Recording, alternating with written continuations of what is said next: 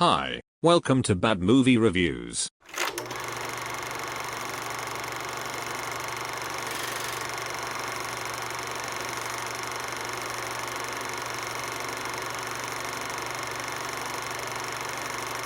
So if I don't talk to you, don't take it personal, okay? We're all just trying to survive. High school's a horrible nightmare. Excuse me? I'm kind of stuck. Dora's grown up a bit since her seemingly perennial childhood through 8 seasons on TV beginning in 2000 and her briefer tween years starting in 2009, but the audience will remain largely hormone-free for her big screen debut. Except for some of the jargon and the interracial cast, this is a film whose sensibility and aesthetics lie squarely in the 1950s. Imparting the air of having been highly sanitized and thoroughly rinsed, this movie is squeaky clean and unhip to an unusual degree, its commercial success resting all but exclusively on a built-in fan base.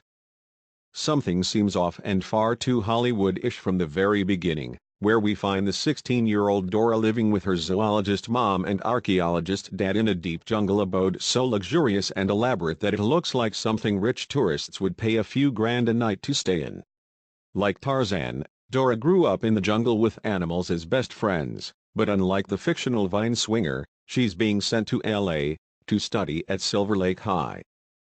Although this franchise relies upon preteens for its core audience, upping the ages of its protagonists to a more hormonal demographic makes one imagine that prospective viewers have been exposed to at least mildly rugged Indiana Jones or Transformers-like action, to the extent that more eventful and exciting scenes could have been served up.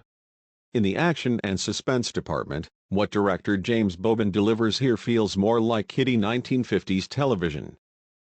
In essence, every dramatic goal is achieved far too easily, every opponent is ultimately made of straw.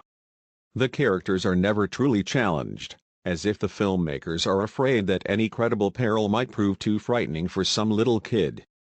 There's nothing remotely akin to Bambi's mother's death here to disturb any youngster's sleep. What keeps things alive, up to a point, is the imperturbable attitude of the titular heroine. There's a palpable gap you can't help but notice between the essentially innocent, borderline pubescent nature of the leading characters and the film itself, and the more confident and mature vibes emanating from the leading actors. The director seems to be trying to keep the hormones at bay, but there are some things you just can't disguise, perhaps human nature first and foremost. Dora seems committed to projecting a pre-sexualized version of youth, while throbbing unacknowledged beneath the surface is something a bit more real, its presence rigorously ignored. To be believed, this story should have been set in 1955. I'm okay, Boots.